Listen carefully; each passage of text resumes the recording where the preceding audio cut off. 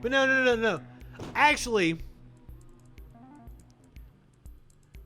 I think the president-elect sums it up perfectly here. That are anxious over the fact that President Trump has yet to concede and what that might mean for the country. Well, I just think it's an embarrassment. Yes, Trump is actually guilty of. Frankly. Yes, it's an embarrassment. How can I say this? These people are embarrassments. And I told the dude I showed his comments from earlier, I said, man, please feel shame. Feel shame, dude.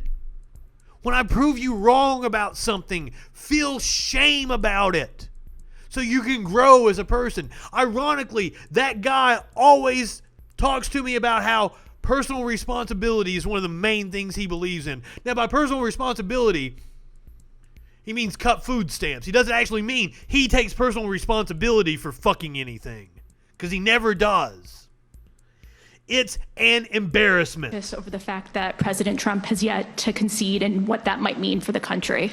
Well, I just think it's an embarrassment, quite frankly. The only thing that, how can I say this tactfully? I think it will not help the president's legacy. What legacy? I think that I know from my discussions with foreign leaders thus far that they are hopeful that the United States democratic institutions are viewed once again as being strong and enduring. And but I think we found out just how weak they are under Trump. It's all going to come to fruition on January 20th. And between now and then, my hope and expectation is that the American people do know and do understand that there has been a transition. Even among Republicans who are people who voted for the president. I understand the sense. Now listen, that's him reaching out to the guy that said, how are we going to heal the rift? Sense of loss, I get that.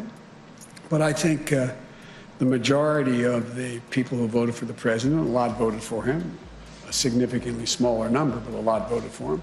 I think they understand that we have to come together. I think they're ready to unite, and I believe we can pull the country out of this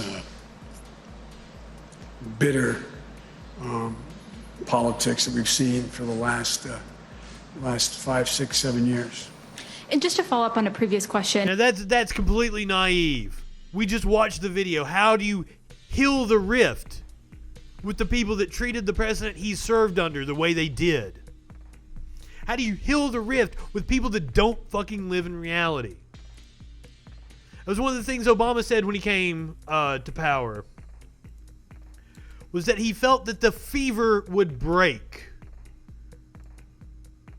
among the right-wing morons, and he was incredibly wrong. Boy, was that a miscalculation. But now, here is where I will indeed give Joe Biden props and say, possibly he might be the best person for this in this moment in time. I might have been wrong in the primary. God, I wish it was Bernie, but I'm going to explain why. Maybe it's a good thing that it is Biden. And this is him responding to Mike Pompeo saying there would be a transition to a second Trump administration. We played the clip last night. There is no evidence of any of the assertions made by the president or Secretary of State Pompeo. Secretary of State Pompeo. Laughed him off. And now the reason why Biden might be the best person for this moment is because, as we detailed last night, they are absolutely trying to foment a coup. There is no question about it. And the talk today is that they're going to try to get Pennsylvania to issue its own slate of electors that are different than the results in Pennsylvania, which is constitutional because the state legislature is controlled by Republicans. They are seriously doing everything they can to to hold on to power. So, fortunately for us, Joe Biden is actually really entrenched in all this. Joe Biden has all the connections to the foreign leaders. Joe Biden knows the people at the Pentagon. 70% of the, something like 70% of the military voted for Joe Biden. So honestly,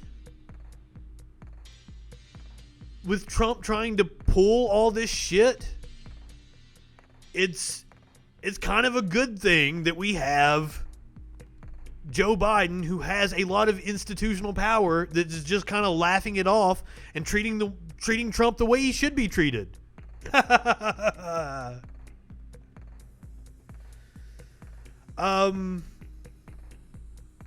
Apparently, Trump's plan is just to stay in the White House, and he is going to be escorted out. So I look forward to that. I don't think it happens. I think he hits a black helicopter, and he's not even in the country when the inauguration happens. But don't think for a second that I won't enjoy it should he get drug out by the Secret Service. Holy shit.